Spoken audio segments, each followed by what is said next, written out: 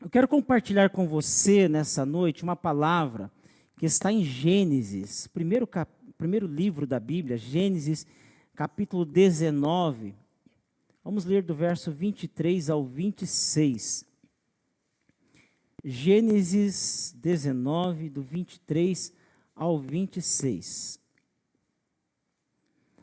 A palavra do Senhor diz assim, você que encontrou, acompanhe na sua Bíblia ou aqui na tela, que diz assim: saiu o sol sobre a terra quando Ló entrou em Zoar. Então o Senhor fez chover enxofre e fogo do Senhor desde os céus sobre Sodoma e Gomorra. E destruiu aquelas cidades e toda aquela campina e todos os moradores daquelas cidades e o que nascia da terra. E a mulher de Ló olhou para trás e ficou convertida numa estátua de sal. Diga misericórdia. Quero trazer esta mensagem essa noite com o título A Mulher de Ló. E é interessante que Jesus, ele lembra dessa mulher, ele fala assim, lembrai-vos da mulher de Ló. Ninguém quer escrever uma biografia para ser lembrado de coisas ruins. Mas Jesus manda lembrar da mulher de Ló. E a mulher de Ló não era um bom exemplo. Mas o que nós podemos aprender com essa mulher? Isso que eu queria trazer para nós essa noite, sobre a mulher de Ló. Irmãos, alguns já ouviram algumas vezes aqui, há muito tempo eu falar, repetidas vezes, sobre uma cidade chamada Vera Cruz do Oeste. Vera Cruz do Oeste é uma cidade com um pouco mais de 8 mil habitantes, já teve uns 12 mil habitantes, mas ela diminuiu de tamanho, então tem um pouco mais de 8 mil habitantes. Fica quase 600 quilômetros daqui de Curitiba, fica na região oeste, perto de Cascavel. É uma cidade pequena, mas uma cidade que tem um lugar especial no meu coração. E essa semana que passou, um amigo meu, de Cianorte, estava indo para a Argentina e passou por Veracruz e mandou uma foto para mim e falou, olha onde estou. Algumas pessoas até acham que eu sou nascido em Veracruz. Gente, eu não sou nascido em Veracruz do Oeste, e também não sou nascido em Minas Gerais, tá? Não sou mineiro, sou nascido aqui em Curitiba mesmo. Mas Vera Cruz do Oeste tem um lugar muito especial no meu coração. Minha mãe foi criada nessa cidade, apesar dela ser capixaba, ela foi criada lá desde pequena. Então, por diversas vezes nós fomos a Vera Cruz. E temos um vínculo muito grande, principalmente pelos parentes, mas um apego a essa cidade. Então ela tem um lugar especial no meu coração. Mas assim como Curitiba também. E talvez assim, como eu nasci em Curitiba, apesar de ter só nascido em Curitiba e passado umas 3 décadas da minha vida em Colombo, mas faz parte da grande Curitiba, eu amo demais Curitiba também. Eu gosto demais dessa cidade. Gente, apesar de ser gelada, eu amo Curitiba. A gente vai para outra cidade, mas a gente não vê a hora de voltar para a cidade da gente. Eu gosto daqui. Eu acredito que muitos gostam, até que pessoas que não nasceram aqui se apaixonaram por essa cidade. Mas sabe que eu também acredito que, assim como eu gosto, amo algumas cidades, todos nós, em algum momento, sentimos saudades de algum lugar. Quando falo em Veracruz, assim, parece que o coração bate diferente, porque a gente sente saudade de Veracruz. E eu acredito que muitos aqui também tenham saudades de um lugar onde você passou, viveu, morou, a sua cidade natal. A gente vê de vez em quando alguém assim, indo viajar longe, às vezes para conhecer a cidade que ele nasceu e saiu de lá quando criança, a casinha onde morou. Porque sente saudade do lugar onde morou, de um lugar onde viveu, de um lugar onde passou uma temporada. Lembra de histórias, lembra de tantas outras coisas do passado, contextos vividos. E eu acredito que a maioria de nós sente saudade de algum tempo vivido.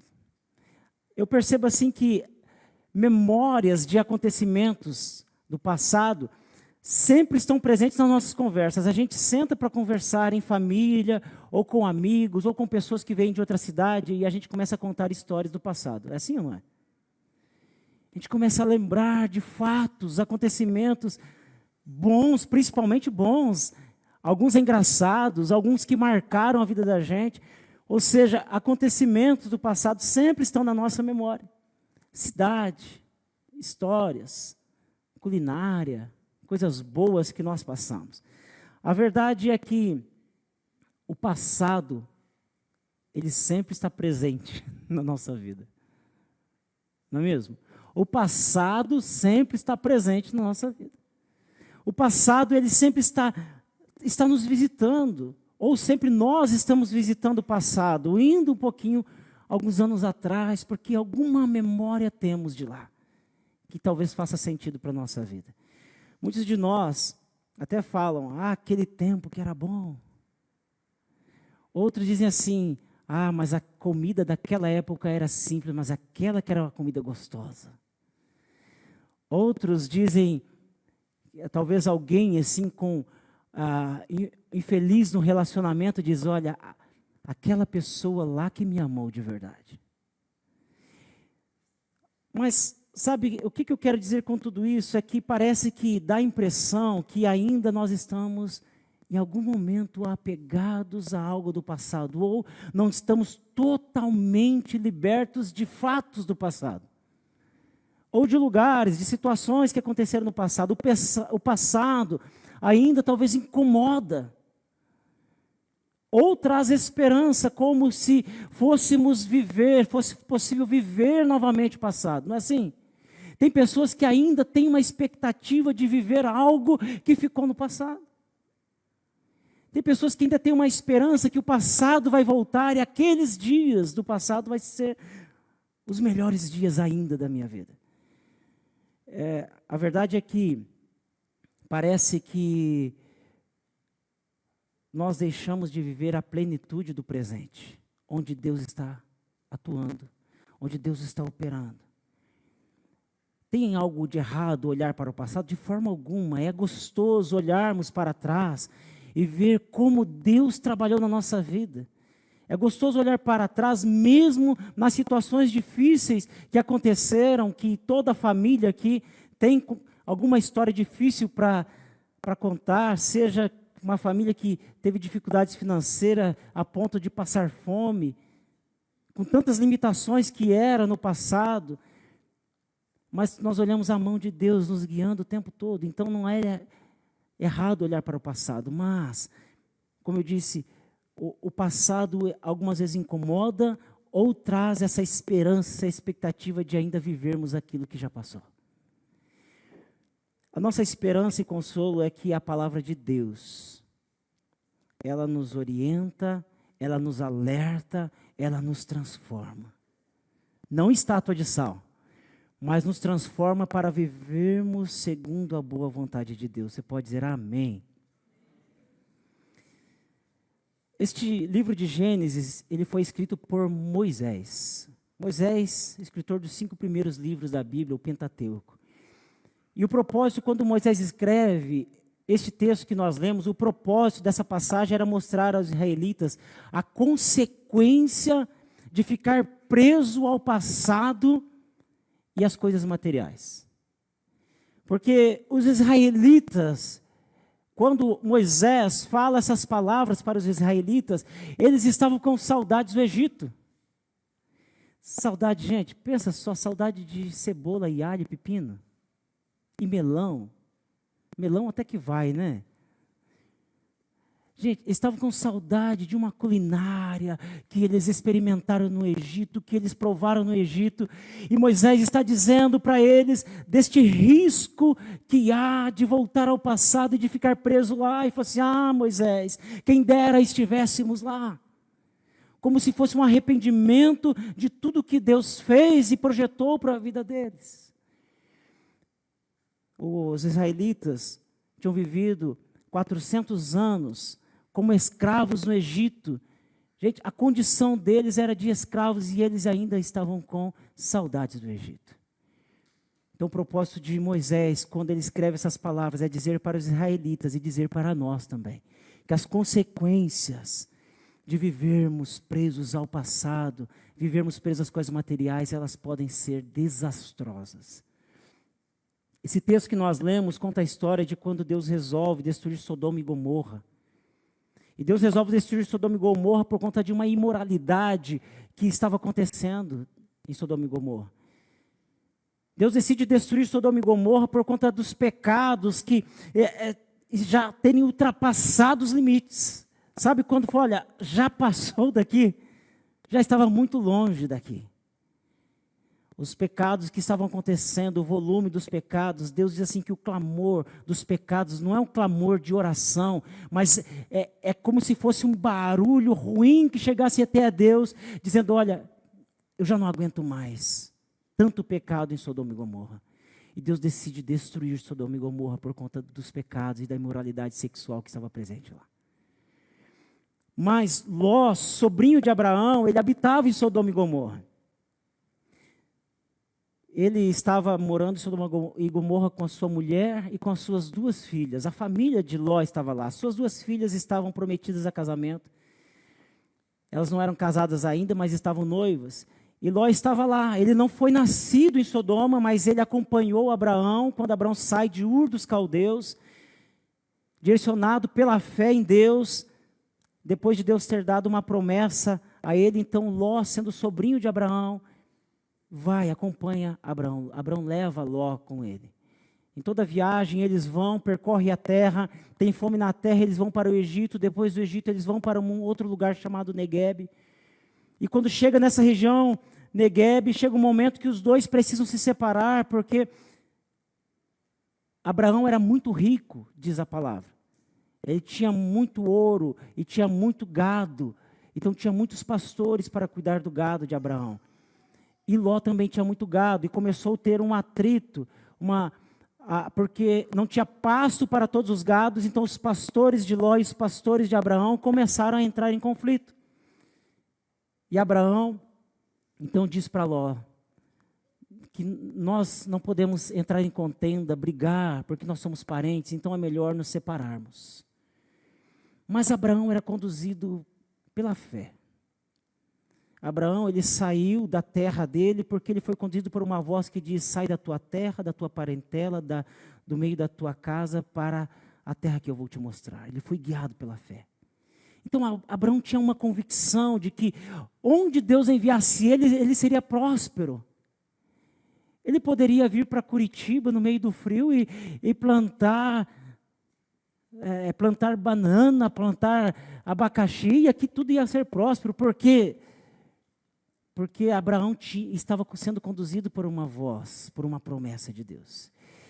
Então Abraão chega a Ló e fala assim, Ló, você tem opção de escolha. Se você escolher para a direita, eu vou para a esquerda. Se você escolher para a esquerda, eu vou para a direita. Porque Deus já tinha dito para Abraão que ele daria toda a terra para Abraão.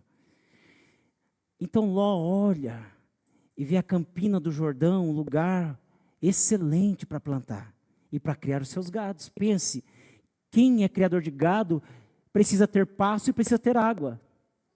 Não vai criar gado em cima de uma montanha onde não tem acesso à água e não tem acesso a pasto. Então, quando Ló olha a campina do Jordão, era um lugar, um campo muito verde, com águas por perto. Fala, é aqui que eu quero. Já que ele pediu para eu escolher, eu vou escolher o melhor lugar. Então, Ló vai para esse lugar, só que esse lugar era próximo a Sodoma e Gomorra. E a Bíblia vai dizer que os moradores dessa cidade eram homens muito pecadores. Onde Ló resolve criar a sua família? No meio de uma imoralidade. Alguns comentaristas bíblicos dizem que Ló provavelmente tenha chegado solteiro lá e se casa lá em Sodoma e Gomorra. A mulher dele, sendo sodomita, ele casa com ela. E Ló começa ali a ter a sua família, a criar o seu gado, enquanto Abraão foi para uma outra região e também foi próspero, foi abençoado. Porém, Ló estava no meio de um povo que era pecador e vivia numa imoralidade terrível. Gente, que coisa horrível. E ele está ali criando a sua família, buscando seu sustento neste lugar, até que chega um momento que Deus avisa que vai destruir essa cidade. Então, é o momento que Deus fala para Abraão, porque Deus tinha uma aliança com Abraão, e diz, Abraão, eu vou destruir Sodoma e Gomorra, porque eu não aguento mais o pecado desse povo. Aí Abraão começa a fazer um jogo com Deus, né? Meio que interceder pelo povo. Só que não dá certo, porque ele chega em 10 justos. Deus fala, Abraão, acho que pensa assim, não tem 10 justos nessa cidade. E Deus fala assim, eu vou destruir Sodoma e Gomorra. Então Deus avisa a Abraão, que Deus apareceu a Abraão, e quando chega num certo dia, já estava entardecendo, 2 anjos entram na cidade de Sodoma, e quem está lá sentado na entrada de Sodoma? Ló. 2 anjos, como homens, chegam ali e conversam com Ló, dizendo que ia destruir a cidade. Eles vão com Ló até a casa de Ló. E daí acontece toda uma história ali revelando a imoralidade daquele lugar, que os homens daquela cidade queriam violentar os 2 anjos. Eu sei que os anjos entram ali na casa de Ló, passam a noite ali. E quando o dia está quase amanhecendo, os anjos falam para Ló, saiam da cidade. Saiam da cidade. Ló, suas 2 filhas e os seus 2 genros. Só que os 2 genros acharam que era uma brincadeira, e ficaram gracejando, acho que tirando sarro, contando piada. Isso aí não vai acontecer. Deus vai mandar fogo nesse lugar e destruir essa cidade. Isso aí é loucura. Então aqueles 2 jovens que estavam prometidos em casamento acabam achando que é uma brincadeira e ficam na cidade para serem destruídos também. Os anjos pegam Ló, a sua mulher e as suas 2 filhas pelas mãos e tiram eles para fora da cidade. E quando eles são tirados para fora da cidade, Deus manda enxofre e fogo naquela cidade e destrói totalmente, até a planta que estava nascendo, Deus destrói. Eu não sei se a mulher de Ló, ela voltou, mas o verso 26 diz que ela olhou para trás e foi transformada numa estátua de sal. A palavra aqui, no original, diz, tornou-se uma estátua de sal. Então, essa mulher, talvez ela fosse sodomita mesmo, nascida lá, e falou assim, o que vai acontecer com a minha cidade? O que vai acontecer com as minhas louças, as minhas cortinas? Será que vai acontecer mesmo? Será que não dá para a gente ficar? Será que se a gente ficar, Deus não vai destruir? Deus vai se arrepender de destruir. E ela é transformada numa estátua de sal. Às vezes intriga a gente essa história, né? A gente olha para uma história dessa e conta até em culto infantil, fica para as crianças, e como uma história assim, legal, interessante. Mas essa história aqui tem realidades profundas para mim e para você. Sabe, este quadro da história da mulher de Ló revela algumas realidades. Primeiro que com Deus não se brinca. Com Deus não se brinca. Achar que pode fazer tudo e nada vai acontecer, com Deus não se brinca. Deus é um Deus de amor, é um Deus que ama, mas Ele exerce juízo, porque Ele não pode ser contra o seu próprio caráter. Deus, Ele é amor, Ele é bondade, mas é um Deus justo. E por isso que Ele não vai contra o seu próprio caráter, Ele exerce juízos. E sabe que a gente olha para o mundo e alguns até faz como Asaf, e fala assim, mas Deus, eles prosperam, eles nem te servem, estão vivendo uma vida, parece que tão felizes, tão alegres. Os ímpios não ficarão impunes dos seus pecados. Com Deus não se brinca. Os ímpios, aqueles que estão afundados em pecados, que se não se arrependerem, não ficarão impunes dos seus pecados, das suas imoralidades. Sabe que Deus dá oportunidades, Deus avisa, e por isso que a igreja está na terra sendo voz profética, avisando. De Ló é que com Deus não se brinca. Outra é que a salvação é individual. A Bíblia trata Ló como um homem justo, um homem temente a Deus, mas a sua esposa não foi salva. Ou seja, a oração dele, talvez pela sua casa, claro, Enquanto eles estavam juntos, teve o seu efeito, mas aquela mulher dentro do coração dela, ela nunca se converteu. Ou seja, a salvação individual, a experiência que os meus pais tiveram com Cristo serviram para eles. E claro, um exemplo para mim. Mas eu preciso ter a minha experiência de salvação com Deus. Assim como você, como seu esposo, sua esposa, seus filhos. A salvação individual. A salvação é o desejo de Deus para toda a humanidade. Deus deseja salvar. Amém? Outra realidade é que o coração humano é corrompido. Gente, a sociedade influencia demais negativamente. A sociedade, ela corrompe o coração. E por isso que muitas pessoas estão presas a coisas materiais, presas a este mundo, valorizando mais as coisas deste mundo do que as coisas que são eternas. E a Bíblia vai trazer o tempo todo aquilo que é eterno. Ser guiado por aquilo que é eterno. A sociedade sem Deus, ela corrompe os nossos corações. Mas a igreja está na terra como voz profética para influenciar a sociedade, amém? Nós estamos na terra para influenciar a sociedade. A mulher de Ló, ela estava dominada pelas coisas de um mundo corrompido e passageiro. Você percebe isso? Ela não poderia ter ido e continuado construindo a sua história em outra região. Deus até dá opção para Ló, vai para cá, e ele ainda faz um jogo com Deus. Não, Deus, essa cidade não, deixa eu ir para uma cidade menor. Deus fala, vai para os montes, lugar alto, que o fogo não vai te pegar. E Deus permite, então vá, tudo bem, vai para lá. Mas a mulher de Ló, ela trocou a vontade de Deus pelas coisas que dominavam a sua vida. Gente, tem muita coisa dominando, né? Olhar para trás revela o quanto nós estamos dominados pela coisa do mundo, deste mundo passageiro, deste mundo corrompido. Olhar para trás é viver sem fé em Deus, sem confiança em Deus. Olhar para trás pode ser uma idolatria, pode ser um pecado da idolatria, pode ser uma escravidão, estar preso, algemado, as coisas ainda que nós não fomos libertos. Seja um tempo, uma história, um acontecimento do passado, seja coisas materiais. Olhar para o passado, olhar para trás, é deixar de confiar em Deus.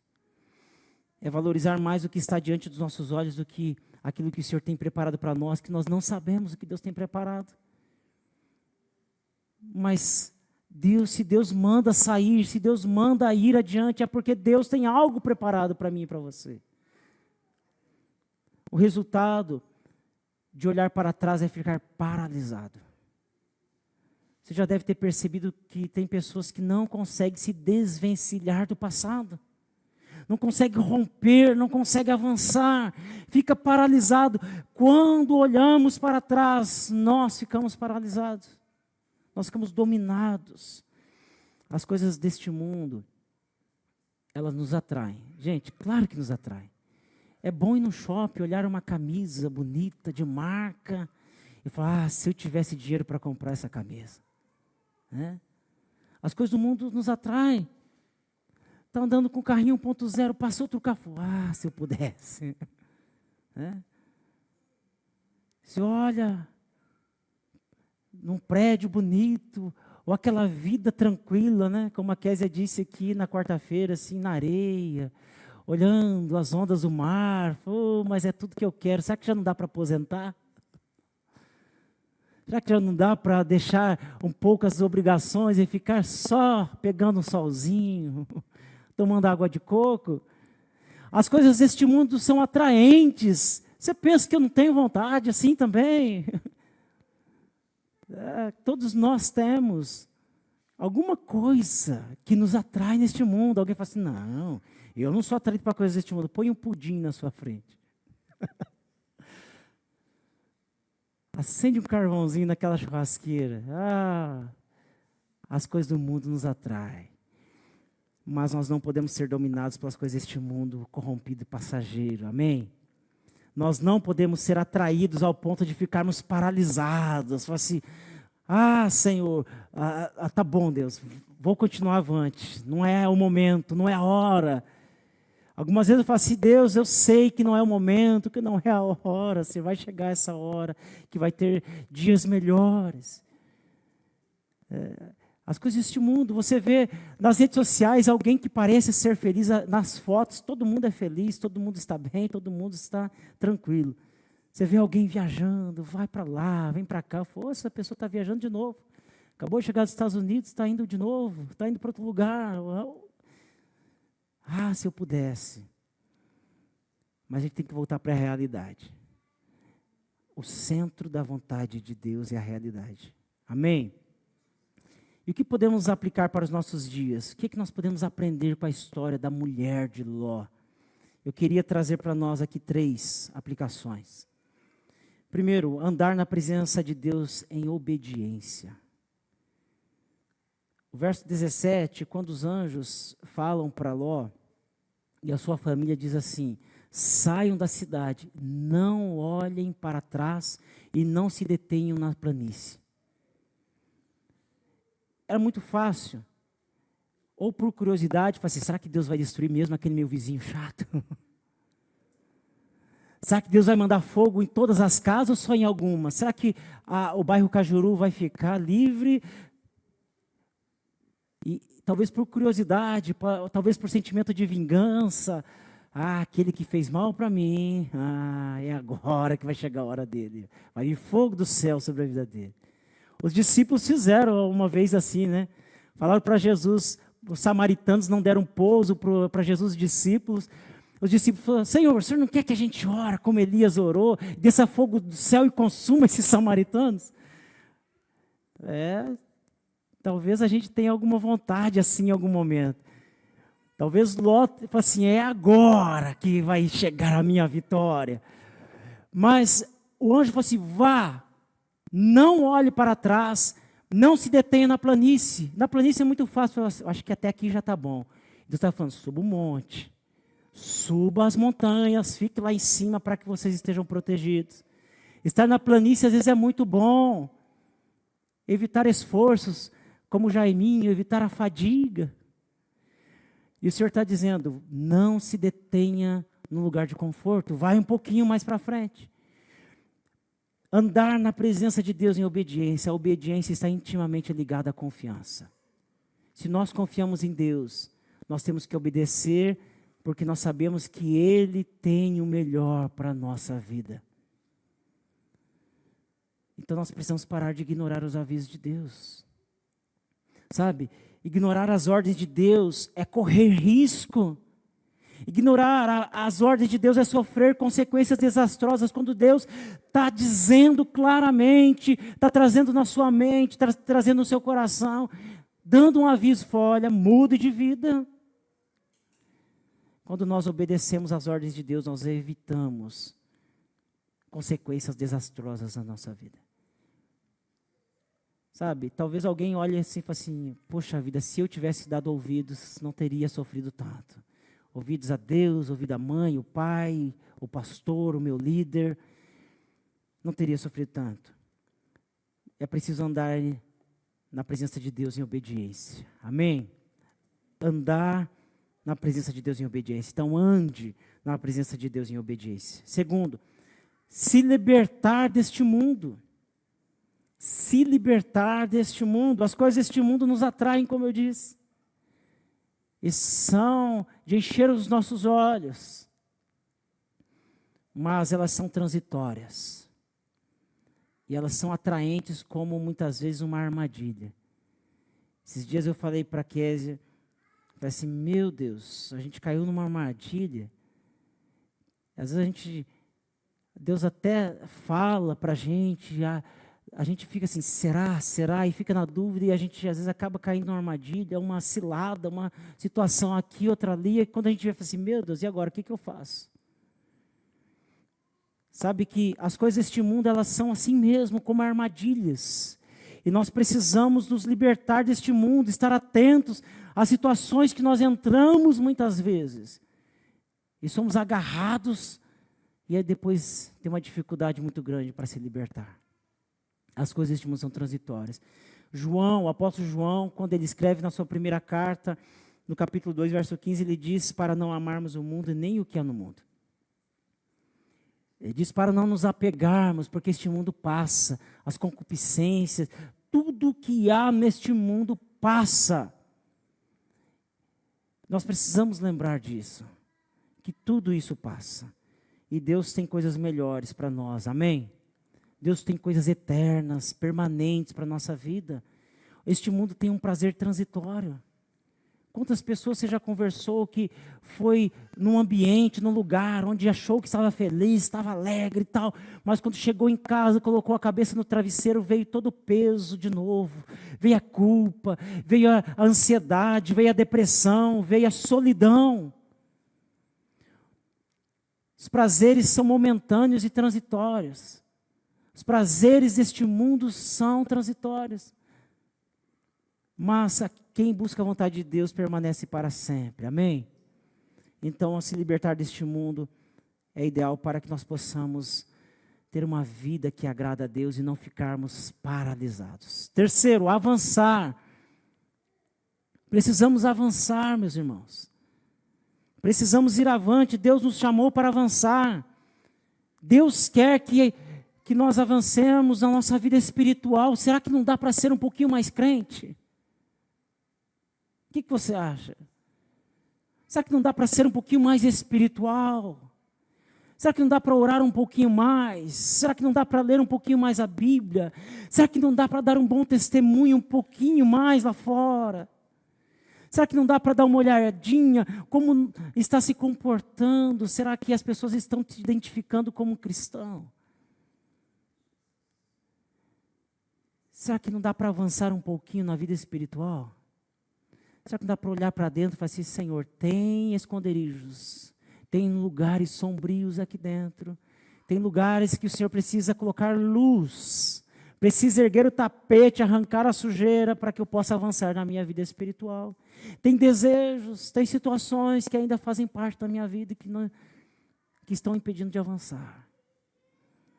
Deus quer que nós avancemos nossos relacionamentos também. Será que não dá para ser um marido melhor? Será que não dá para ser um marido, tratar bem a esposa, os filhos em casa, bem melhor do que nós tratamos as pessoas que não são nem parentes?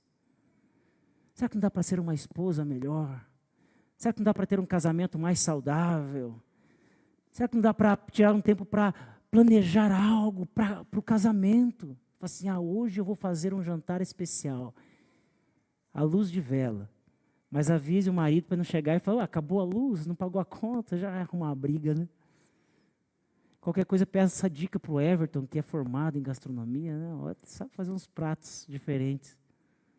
Será que não dá para a gente pensar um pouquinho e avançar nos nossos níveis de relacionamento com os filhos, ser um exemplo de pai, um exemplo de mãe? Você sabia que o caráter do menino e da menina é formado baseado em quem é o pai? Como o pai lida dentro de casa, como trata a esposa, como lida com os filhos? Tem muita coisa que poderia ser evitada dentro de casa se o homem assumisse o sacerdócio. Tem muita coisa que poderia ser diferente, traumas evitados na vida de filhos, histórias mudadas na vida de filhos se os pais tivessem uma postura diferente, mais espiritual dentro de casa. Será que não dá para a gente avançar como família? Não avançar um no outro. Mas avançar como família, falar assim, hoje eu vou colocar na minha agenda que sábado que vem eu tenho um compromisso, mas no outro sábado, mas cumprir, meus irmãos. Sabia que muitos filhos deixam de acreditar no pai porque promete e não cumpre. E depois tem dificuldade de se relacionar com Deus, porque o pai fala assim, olha, sábado que vem nós vamos num parque, o filho cria aquela expectativa, e quando chega sábado que vem o pai vai trabalhar, vai fazer outra coisa, e nem lembra, nem de justificar, e nem de sair, e deixa por isso mesmo, e o filho ficou na expectativa de ir ao parque com o pai. Sabe que muitas coisas poderiam ser diferentes. Muitas histórias poderiam ser diferentes. Se colocasse na agenda, falasse assim, olha, uma vez, se não dá toda semana, mas uma vez por mês, eu vou tirar 2 horas para sairmos, não precisa gastar muito. Curitiba está cheio de parques. Ou até mesmo um shopping, para quem tem menina em casa que gosta de ir em shopping, apesar que tem muitos meninos que gostam. Mesmo que não seja o que você gosta de fazer, mas vai, a presença é importante. A presença é importante. Quando se fala em avançar, não é só avançar, falar assim, eu quero ver a glória de Deus descer. Eu quero dizer que a nossa visão, o nosso propósito como igreja é que nós existimos para ser uma igreja de pessoas comprometidas com Cristo. Gente, não valeria nada um culto aqui onde todo mundo sai, fala assim, uau, que culto! Mas chegar em casa e a casa for um desastre. Ou o filho fala assim, mas esse não é o mesmo que estava domingo lá, com as mãos e glorificando a Deus.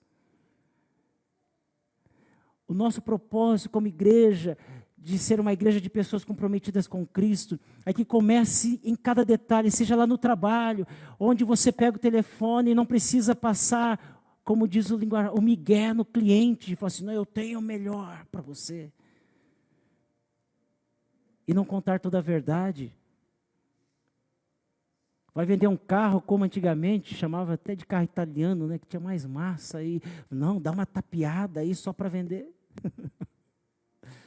Deus quer que nós que avancemos em cada detalhe da nossa vida. Amém? Para que as pessoas possam olhar para nós e falar assim, uau, eu quero ser como vocês. E quando nos conhecer fora do contexto de domingo à noite, falar assim, realmente é uma pessoa crente.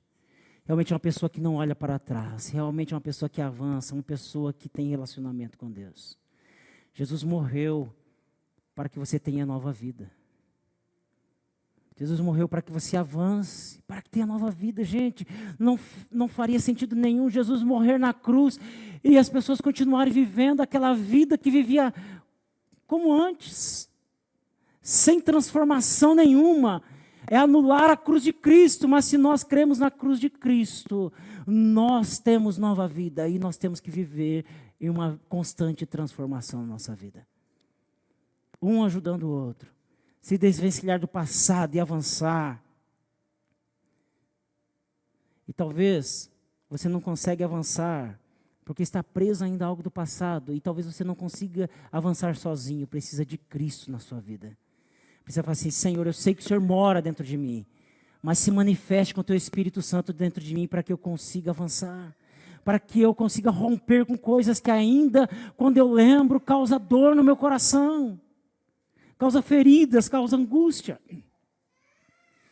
Irmãos, não importa se o seu passado foi de glória ou de derrota. O seu passado pode ser um testemunho das grandezas de Deus. Amém? O seu passado pode ser um grande testemunho daquilo que Deus pode fazer. Talvez o seu passado ainda é hoje. Talvez vai ser daqui uns dias, meses ou ano que você vai contar. Aquele dia que eu ouvi sobre a mulher de Ló, eu estava vivendo uma realidade horrível, mas Deus transformou a minha realidade. Eu consegui avançar. A sua vida hoje com Cristo é muito melhor que o passado sem a ação de Cristo. Eu gostaria de convidar você a colocar-se em pé neste momento. Então vamos abençoar as nossas crianças também, né? Amém? Senhor, nós te louvamos por essa noite, muito obrigado por tudo que o Senhor fez aqui. Obrigado, Deus, porque o Teu Espírito Santo se manifesta em cada coração. Te louvamos, te agradecemos, Senhor. Agradecemos pelas nossas crianças e pedimos a bênção do Senhor sobre cada uma delas.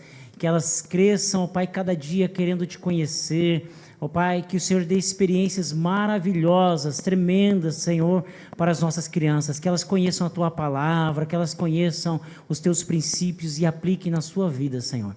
Também, Pai, quero Te agradecer por essa igreja, que o Senhor dê uma noite abençoada, dê um restante de semana, Pai, aliás, uma semana inteira abençoada na Tua presença, dê um retorno ao lar guardados e amparados pelo Senhor. Esta é a minha oração em nome do Senhor Jesus. Amém, Jesus.